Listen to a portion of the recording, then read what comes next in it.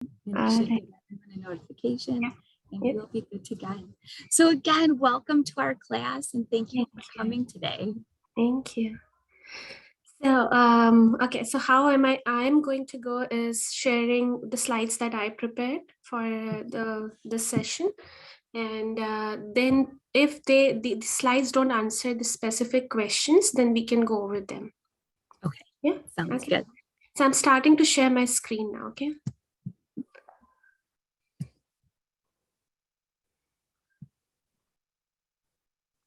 Okay, are we ready, Angela? Yep, perfect. We have Okay. it. Can everybody hear me well? Give her a thumbs up if you can hear you guys. All right. Yeah. Good deal. Thank you. Okay. Namaste, everyone. My name is Divya Jain, and I represent the outreach community of Bhartiya Temple, which is a Hindu temple based in Troy. Also, I'm a speaker at Hindu Speakers Bureau, so I represent two speaking platforms. And thank you, Angela, and for giving me this opportunity. And thank you, everyone, the audience who is attending the session today. I hope I'll be able to answer all your questions. So I have prepared some slides, a few slides, just to give you an overview of what Hinduism is. We all know that Hinduism basically right now is being practiced in India, right? And we know India is in Asia. It's a country in Asian continent. Second largest population on earth in the world. Hinduism is the third largest religion that is being practiced around the world. What are the basic principles? We need to understand a few principles. We need to understand who are the gods, what do we worship, and why do we worship them, right? So let's start with basic principles. I'm trying to keep it very simple so that you all be able to understand it. All is God. Ahimsa. Ahimsa means non-violence. So Hindus, by and large, believe that non-violence is the best practice. And that is why you will see a lot of Hindus, a majority of them are vegetarian. Some of them are vegan as well, but a lot of them are vegetarian. That is led to vegetarian. We use dairy products, but some of them are vegan for some health reasons, or even the stauncher beliefs of Hinduism that they want to practice veganism as well. So ahimsa parmo dharma. Ahimsa is non-violence. Parmo dharma means parmo is the highest, and dharma is the something that you can uphold or you can practice. So we believe that all is God. Everything, every particle of this earth, we believe has divinity. God resides in them. So be it a non-living object, be it a living object, we Hindus believe that everything has God entity in it. Everything is divine. Everything has its own purpose, though. So that is why we believe in non-violence as the highest principle and highest practice as well. Second is Vasudhaiva Kutumbakam. Vasudhaiv means earth. Earth. Kutumbakam is family. So earth is one big family. And that is why Hindus treat everyone as brother and sister, no matter what caste, no matter what creed, no matter what color, no matter what race, or where do they reside on earth, what religion do they practice. But if they are on this earth, we believe that they are part of this one big family, and we all are family. Who am I? We all ask this question, right? We all have this question at some point of time. Who am I? Hinduism says aham brahmasmi. That means aham means I, brahmasmi is divine. I am divine. So we believe that we have that divinity in all of us. We all have the potential to be one with God, or to, let's say, indirectly or directly, you can say we can become God. So we all are divine.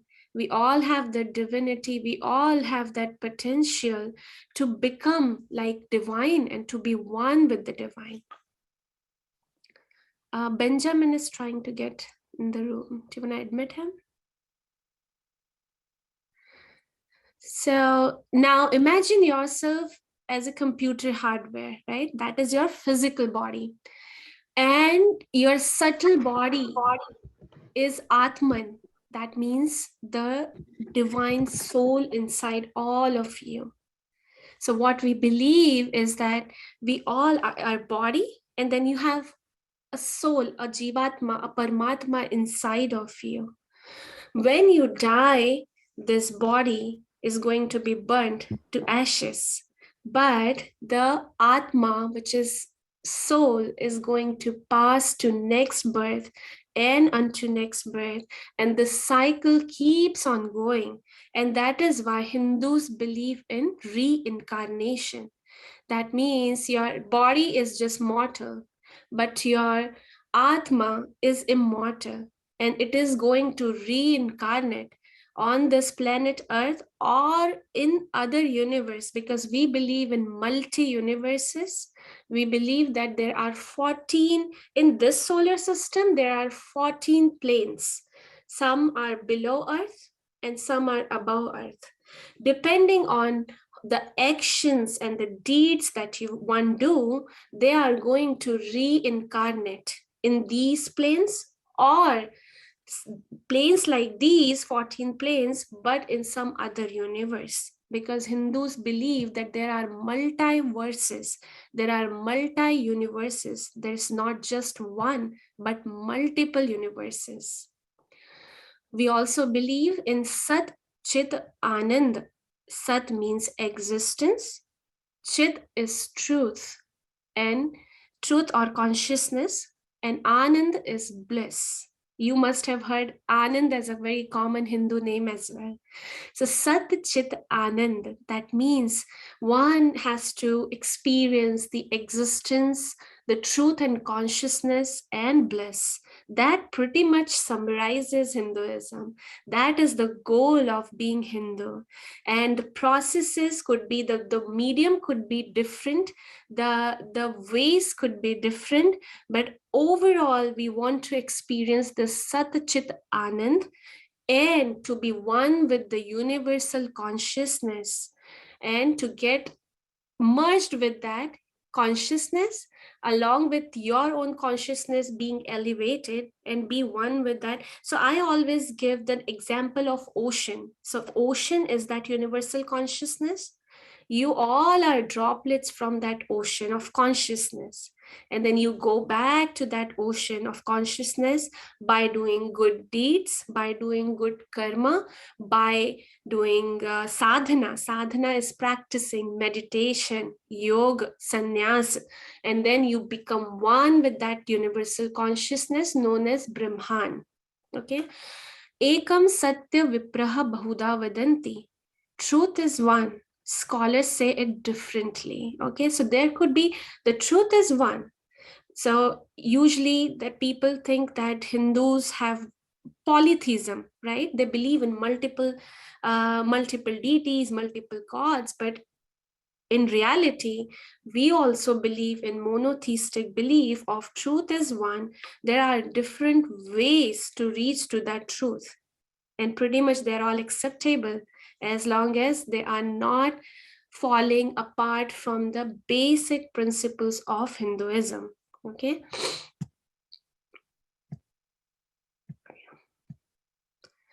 Hinduism is old as the world itself. Why would I say that? I will come to that later, but it is originated in Indian subcontinent. It is the third largest religion practiced by 15% of world population, which is 1.2 billion people. That's pretty high. Now, I say Hinduism is as old as the world itself because it is also called Sanatana Dharma. Sanatana means eternal, and Dharma is the rightful order of everyone and everything. So there, if thing isn't, if let's say there is something which is chaotic, that is not in order, that is called adharma. But if something is in right order, I have to get up in the morning, early to rise, right? And early to bed makes you healthy, happy, and wise, right? Similarly, that is called dharma. That is your dharma. What is your dharma? As a student, your dharma is to study well and study in a manner that you will be able to serve the society for the greater good of society, and also for your own greater good. That does not mean being greedy. That does not mean being angry. That does not mean being envy or jealous. That means that you have to consider your dharma in a way that you are serving society and your own body, which is in tune with the nature, which is in tune with your fellow friends, family members, or society. That is your dharma. So the rightful order, and that is why it is called rightful order.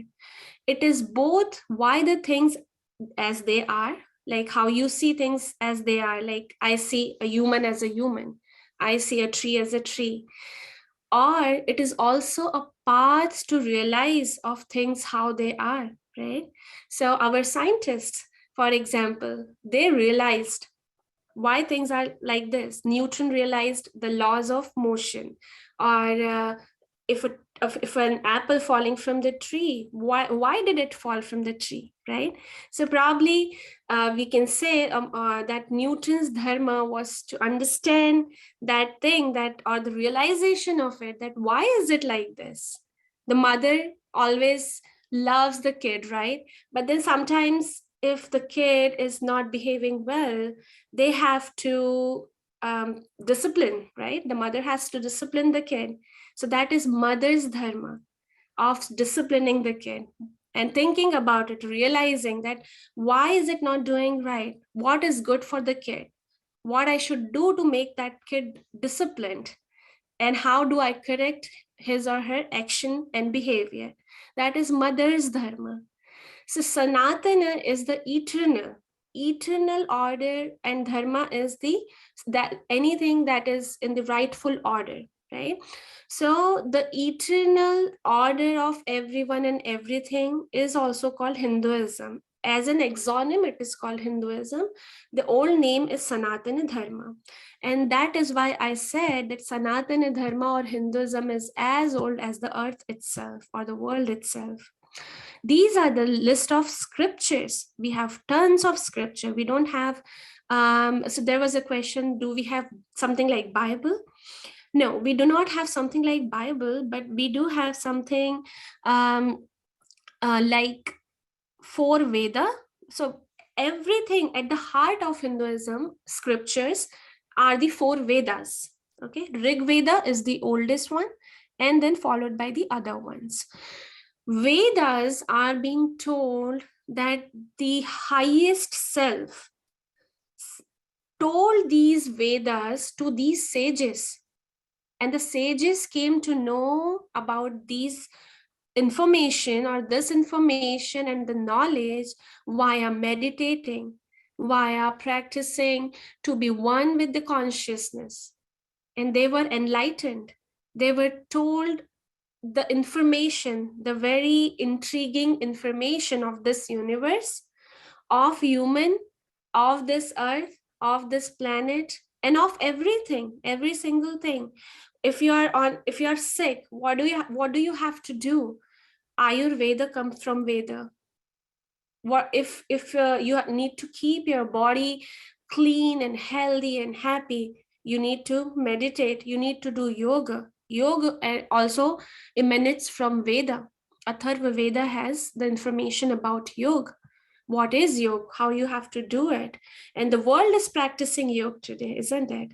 So yoga, Ayurveda, even furthermore, medicine, a lot of civil engineering, biology, physics. There is ton of information that was given to these sages. Not only this physical world information, but also the spiritual world information of how many planets are there, how is the solar system, how many planes are there, what is the purpose of this life, what is the purpose of this body.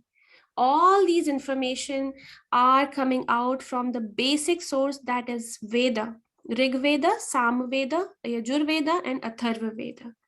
Then they go and furthermore enhanced by these sages into Agamas, Vedanga, Aranyakas, Upanishada. These information earlier back in the days, I'm talking about like probably million years old, they were going by word of mouth, because those people used to have incredible memory. So they did not write it down. But eventually, the memory started going further down, like that started, the memory power started decreasing. So then there was a need to write it down now. So Rig Veda is supposed to be at least 3,500 years old. So that kind of is the first written evidence, but we do not have to consider it as the only evidence, because the information was passing on even further before that. But it was not written down because there was seemingly no need for it. And that is why the exact age of the Vedas cannot be predicted either. Then we have Upapurana, we have Samhita, we have Agamas. I have listed just a couple of them here, okay? Sutras, Upanishada. We have two Itihasa. So Itihasa is, you can say, these are the most recent scriptures we have. And we have two scriptures in Itihasa, Ramayana and Mahabharata. And they are very well talked about, very well, people talk about it all the time. So one is Ramayana and another is Mahabharata. Who is the hero of Ramayana is Bhagwan Rama, and who is the hero of Mahabharata is Bhagwan Krishna. And we all probably have heard about Bhagavad Gita. Bhagavad Gita emanates in the Mahabharata period, where Bhagwan Krishna is teaching his disciple Arjuna what is the purpose of life, what do you need to do in being a human on this earth, and things like that. So that is, those are the library of scriptures that Hinduism has, okay? Not just one book. And all of them have like different information. All of them are pretty equally important, but you can say that oldest one are considered to be Veda, the four Vedas. What are four Purushartha? What is the purpose of life according to Hinduism? The four Purushartha, you have to do four things: pleasure, kama, which is happiness now. So if I'm drinking, if Angela is drinking a drink, she's feeling a pleasure in it, right? If you guys are going to play out today, that's your pleasure. So that is happiness now. Wealth or artha, that is happiness later. So you need to earn money to keep yourself surviving, and that's how the world economy operates, right? That's how we do the transactions. So that is artha. Duty or righteousness, dharma, that is happiness in the future. So if you are doing a right thing right now, you're going to be very happy in future. But if you're doing a bad thing, if you are stealing, if you're lying, you're going to have repercussions in future for sure, right? So you have to be rightful. Liberation, that is very big purushartha, a very big purpose of life. That means moksha, nirvana, salvation, that is eternal happiness. So all the other things can give you like transient happiness. They are temporary, but what is permanent is the last one, liberation or moksha. That can give you eternal happiness. How do you attain moksha? That's quite a practice, because it needs you have to get freed from cycle of birth and death. You need to be one with the cosmic consciousness. Remember the example of ocean that I gave you? The Brahman, the cosmic consciousness, you need to be one with that. So you have to free yourself from reincarnation. And that can only happen as you are going the ladder up, one ladder up, or you can even jump, many ladders up. And you need to realize the purpose of this life. You need to do a lot of good practices or the rightfulness or the righteousness, and then you can free the body, or the Atman can free itself from the cycle of birth and death and can become one with that cosmic consciousness. Okay. Hinduism promotes respect for other religions. It has pluralism inside and outside. When I say inside, we have multiple sampradayas. Okay, sampradayas, yeah, you can say groups. Somebody prays more to Bhagwan Ganesha. Somebody prays more to Bhagwan Krishna. That's Vaishnava sampradaya. Somebody prays more to Shiva, Bhagwan Shiva. That is Shaiva sampradaya. And somebody prays more to the goddess's form, the feminine form of God. That is Shakya Sampradaya. So that is pluralism. Everybody has different practices. Everybody has different rituals. The scripture remains the same for all of us, but then we have pluralism in the form of practices and rituals, slight differences in festivals even. Okay, most Hindus see varieties of religions as paths towards the same God. Okay, now there is some debates to that how much you can see those religions as the same path. Is it same as Hinduism? Is it different than Hinduism? Okay, basics of Hinduism again. What are the Hindu values? Satyam, you have to speak truth. Ahimsa, non-violence. You don't kill. Danam, give charity. Vairagya, detachment. So detachment is very, very difficult. It's not that easy. It needs a lot of practice. It needs a lot of enlightenment and rightful practices. Okay. Sthita prajanya, fixedness in wisdom. You have to always be wise. You have to take decision in wisdom. What are the paths to, sorry, just a minute. What are the paths to moksha? You can practice bhakti yoga. One can practice jnana yoga. Bhakti yoga is path of devotion. Jnana yoga is path of knowledge. Karma yoga is path of action. You have the right to work only, but never to its fruit. That is what karma yoga says. Okay, so there are a couple of yoga, different paths. But ideally, they all work together. And then comes the most difficult one, where one gets to the moksha. Okay, but ideally, they all work together. At the heart of Hinduism is pluralism. Every being connects with each other and with the divine in their unique ways. Okay, so we do not say, hey, don't do this, don't do that, or we never say that you cannot connect with the divine, you cannot attain moksha. Everybody can. Pluralism is at the heart of Hinduism. In our practices, you can see it in our food, you can see it in our rituals, the mode of worship and whatnot. Okay, the divine. Who is the divine? The divine speaks to everyone differently. It manifests in different forms. You will see so many murtis. Some don't go to murtis, some don't pray to murtis. They just read jnana yoga. They just read the scriptures. They just meditate. They just do yoga. Some of them practices detachment. So they go away from the family. They leave everything behind.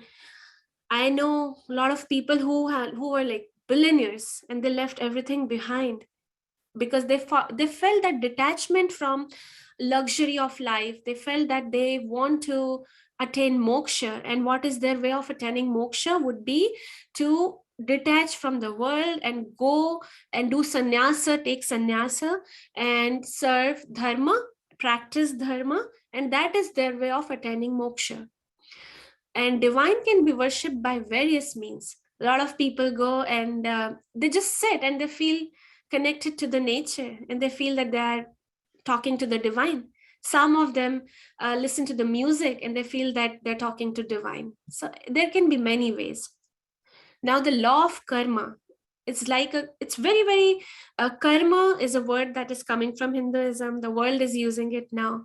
And what is karma? It's like cause and effect relationship. So whatever you're doing today, the future is going to be decided by that. Whatever you are experiencing today is result of your past actions. So if you're, some people are very sick, right? They're not very healthy. So that is because of their past life karma, probably this life too, but mostly the past life karma they have accumulated. So it is like, if you are studying well, you are going to get good results. If you're not studying well, you're going to fail, right? Or you're going to get C or D or whatever. So that is your karma right now. Whatever you're going to do is the kind of results that you're going to get. So do good. That's a law of karma. So some utility values of Hinduism. Hinduism has a lot of utility values, and that is what I like about it.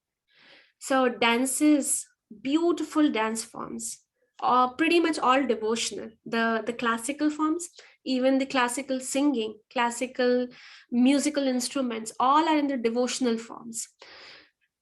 Hinduism has given yoga. Hinduism has given meditation, also Ayurveda. Lot of science. If you look at our temple architecture, if you get a chance to look at them on YouTube or even go to India, the civil engineering that is being used is so advanced that you'll be so surprised that, wow, this can happen too. Oh my God. I mean, it happened like the temple, the mandir, some of them are more than 3,000 year old, 5,000 year old. But the kind of scientific principles that are being used in them, in the civil engineering and architecture that is used, will leave you in awe. Lot of science are being mentioned in Veda, and we actually consider that modern science has come from these scriptures of Hinduism. Yoga. So what is yoga? Yoga comes from the word yuj. Yuj means to join. Being one with the consciousness of the is the goal of yoga. So it is a lot more than exercise. You are taking an inward journey. Whenever you are doing yoga, you're just not considering that, hey, I'm stretching. This is just not stretching. This is not just exercise. It is a journey, the inward journey towards moksha. And it's very, very, so exercise could be a stepping stone to it, but then more you go deeper into it, along with the mantra, along with the chanting, it is very, very deep. It takes you deeper inside towards the path of moksha. So who gave Patanjali was a sage who simplified it and wrote Yoga Sutra of Patanjali. It is a collection of 196 sutra, which are like thread or formula on yoga. Now, first Adi Yogi is Shiva. We have Shiva picture here, okay? Bhagwan Shiva. Yoga Sutra are so difficult. He actually wrote it very monotonously, so that even the scholars would find it, I don't want to read it, because that is the beauty of sages and saints, that they did not make everything looking attractive. They made it monotonous because it's a difficult journey. Otherwise, people will just consider it as exercise and they keep doing it. But that is not the purpose. The purpose of yoga and meditation is to take you onto inward journey. Okay. Ayurveda, another utility value of Hinduism. It's a science of life, oldest healing science known to mankind. More than, so this is the age coming from Atharva Veda, which is 2nd millennium BCE. I have just put a link to read more about Ayurveda. Here is Bhagwan Dhanvantari. He is considered as one of the gods of Ayurveda.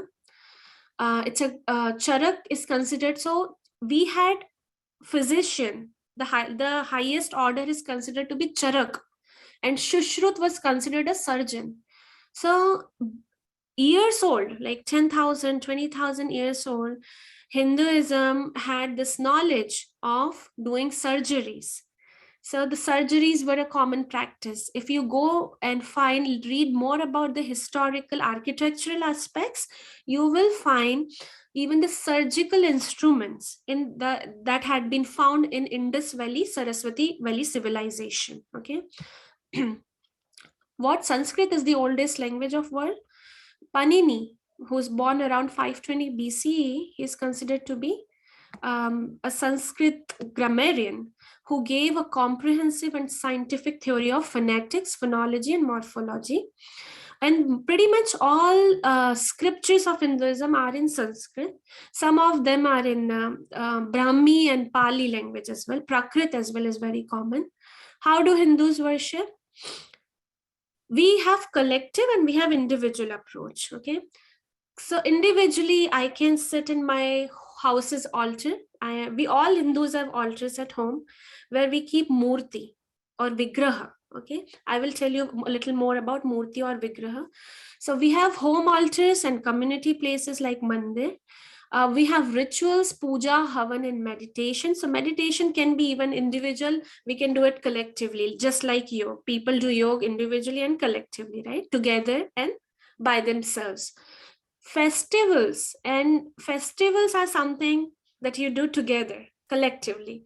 Lot of joy, lot of food, colors, happiness flowing around and whatnot. And we have like, I was just calculating how many festivals we have. So you get one over with one and there is the next one. So pretty much every other day we have festivals. So if you're a Hindu, I think there's just 1 or 1.5 months where we do not have festival year in the year, because that is considered to be dark, dark kind of energies flowing around in the universe, and that's why we do not celebrate festival. Otherwise you pretty much can celebrate festivals all around the year, and a lot of festivals, beautiful festivals. What is also collectively and individually, we study and discuss sacred texts like scriptures. Murti. So this, you see a murti of Krishna, Bhagwan Krishna, and Radha Rani. Okay, his wife, you can say. So various forms of divinity are represented in consecrated images. Murti is commonly called as idol, but what is the accurate translation? More accurate is embodiment. What is embodiment? Embodiment of divine.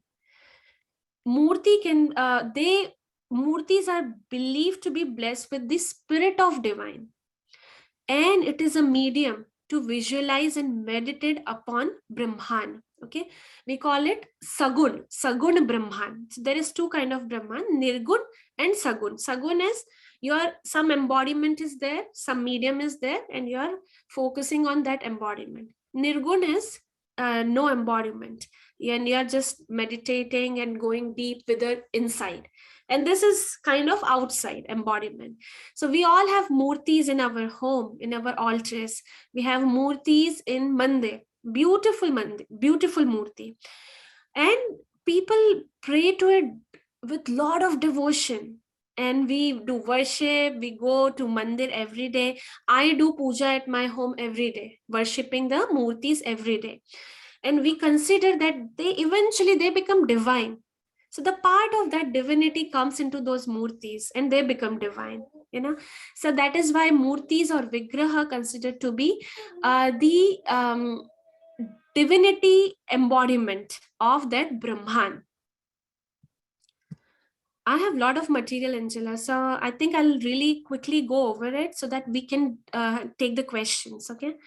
Now, one question I saw on the list was depiction of animals in our murtis.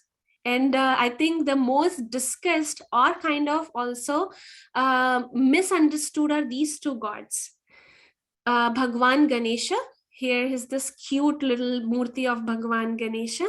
He is the god who removes all the problems, okay? Vignaharta. And here is Bhagwan Hanuman. Hanuman was actually also Adi Yogi. He was very, both of them actually, very knowledgeous, very enlightened. But why do we do, because of Hinduism's basic belief of revering divine in everyone and everything, we use animal depiction, okay? Now, why do Hindus worship cow? I saw the question there as well, right? Hindus revere nature and respect all beings. As I told you earlier in the discussion, that we see divinity in every single thing. Every little atom, every little object is divine. Cows are gentle, they're intelligent and generous. Cow is a symbol of the earth, the nourisher, the ever giving, undemanding provider.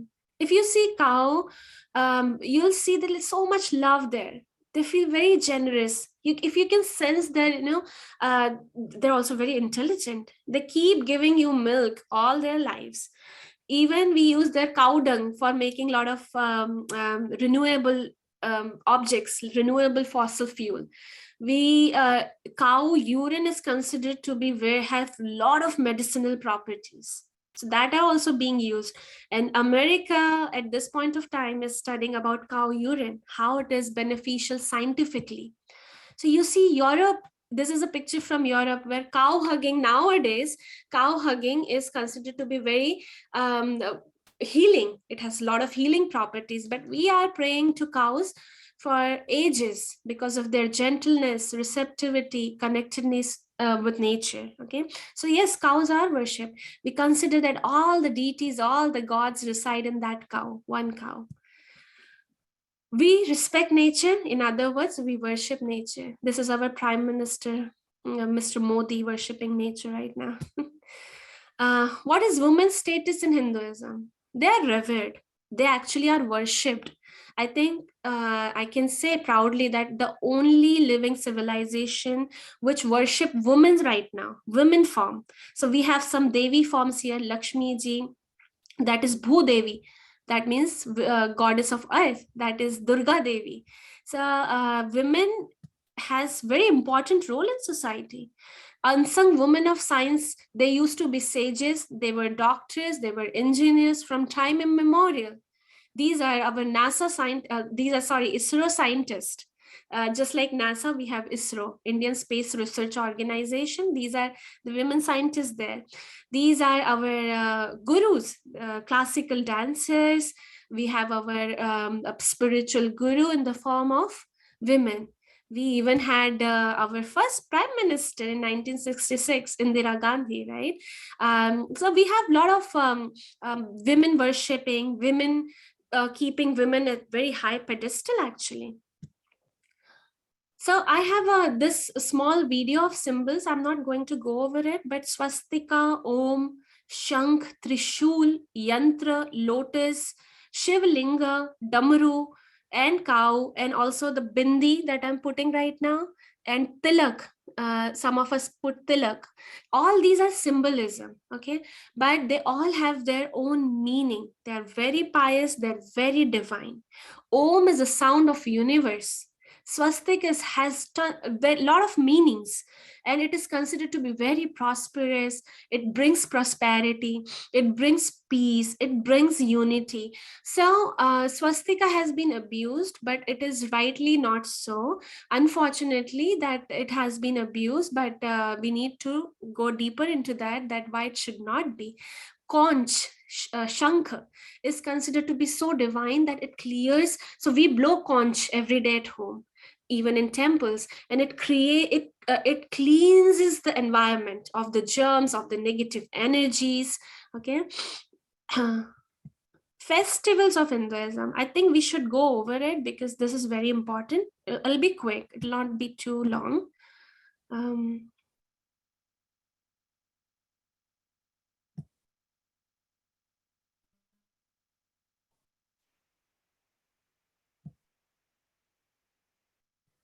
Can you all hear it?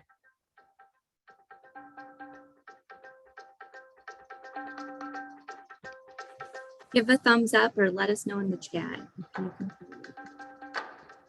Yes, we can hear now. Okay, good deal.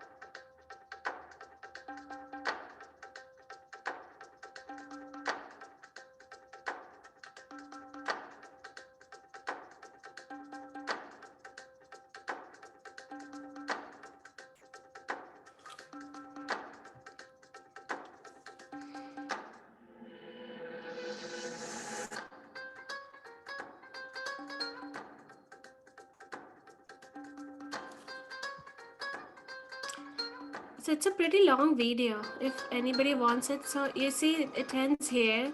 So I will end my discussion here because I have just one or two more things that this is the Indus Valley civilization picture, okay? And Mughal invasion. So Mughal invasion has changed a lot of our Hindu history. When the Mughals invaded, they broke many temples. This is just one example. Literally like a list of 40 to 60,000 mandir. They were beautiful. They have been broken, they were vandalized. And this is one example of Somnath. And this is now we reconstructed. Actually, Somnath was invaded by Mughals 17 times. So they broke. So we used to make it, they used to break it. We used to make it, they used to break it. Now we are here today. After 17 times, it is standing high.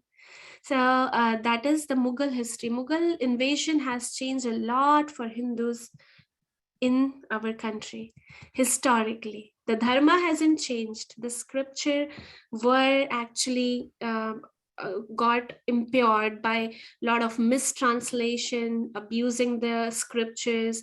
The temple was broken. But you see, still Hinduism is the most ancient living civilization of this earth and most inclusive as well. I will end on that note. Thank you so much. Dhanyavad. If you have any questions, do let me know. You can ask me now. Yeah. I have a question. Okay, go ahead. So, do Hindus believe more in, like the belief in God, like the belief in the religion, or more about your actions? Like, Great. I got it. I got it. Is that your question? Is that it? yes. Okay. So, as remember, I told you that there are many ways to practice Hinduism, right? There is not just one. We believe in pluralism. What does that mean exactly? Some of us, so there are different sampradayas. If you remember, I said sampradayas. Some believe in Shiva. Traditions, Some believe different traditions. different traditions, right? So thank you, Nancy. So we believe in different traditions of Shiva, Shakti, and then Vaishnava is Krishna. Okay. Also, so these are the different traditions. They have different gods. Main god is different. Practices are different, but ideally we are all following the same shastra, which is Divya, let me explain. yes, please, Let me please. explain. I think I can offer a little simpler Sure. explanation. Okay. So to answer your question straight, yes, both are important. But at the same time, Hinduism also has an aspect that is atheistic, meaning that you don't really have to believe in a god, but still do some traditional practices and attain liberation. Okay? So, but many teachers through the ages, from ancient times to modern times, many teachers taught us that the devotion to God is one of the best and satisfying and easiest methods to reach this moksha. The goal is to reach moksha. That's not debated, right? The goal is to reach moksha. Whether it is through belief in God and worship to God or through some other method, it's okay. It's your choice, whatever works for you.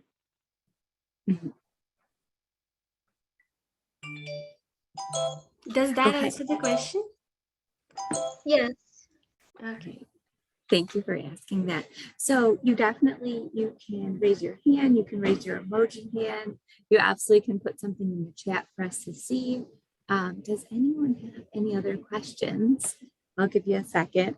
I was excited that she mentioned the Indus River Valley because I'm hoping, right? That was a couple months ago. I'm hoping you guys remember studying the Indus Valley and the Mongols that came and took over, and it was right in this presentation, which is really neat.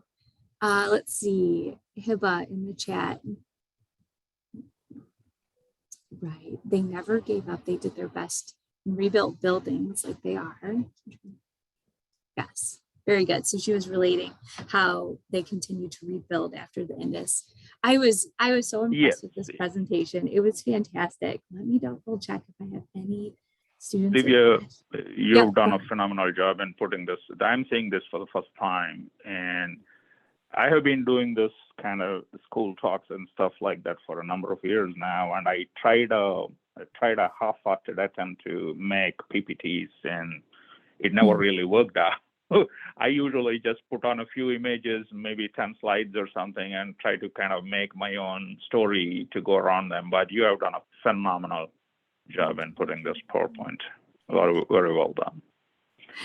I just want to say one thing. Hello, everyone. My name is Nasi Senkigiri. I'm the chairman of the Outreach Committee at the Bharatiya Temple. This is the big temple at the crossroads of South Boulevard and Adams Road. If you pass by that intersection, you see the towers of the temple. And you are most welcome to visit the temple. So just reach out to me, whether individually or as a school group or just with your family. The temple has beautiful architecture, beautiful sculpture, and of course the worship room that we call the mandir, where the sacred murtis are there and where the worship happens. You get to see it, you get to experience it. So I'll be very happy to arrange an in-person tour if you feel like it. Absolutely. Thank you for letting us know, for sure. I just want to thank you again. And I don't see any other questions in the chat, but definitely let me know, students. You know, we only have a couple minutes left. Your presentation, like he said, was amazing as far as the visuals and the explanation. My students know that the reason we bring in these guest speakers is to add so much more knowledge. I'm not a practicing Hindu, so everything I have is based on researching the subject and the history and the religion. So even I learned new things from your presentation that went beyond my research. So I can't thank you enough for sharing. Thank you for the opportunity. Thank you for the opportunity, Angela. Yes, absolutely. So we do like a thank you on your way out, and we are all going to go ahead and unmute. Don't worry about background noise. And we're going to unmute, and on the count of 3, we're going to say thank you for coming. And then we will say goodbye, and my students will stay on for just a little bit longer as I have to go over a couple things for this week, a quick shout out, and then you guys will be on your way. All right. All right. On the count of 3, go ahead and unmute right now. On the count of 3, 1, 2, 3. Thank you for coming. Thank you for coming. Bye. Bye. All right. Thank you. And we'll be in touch over email. I have some things to send you from our students and stuff like that. Yeah, sounds good, Angela. Thank you again. All right. Talk to you later, Divya. Bye. Bye. Okay. I'm going to stop our recording right now, and it will render. Make sure you want to stop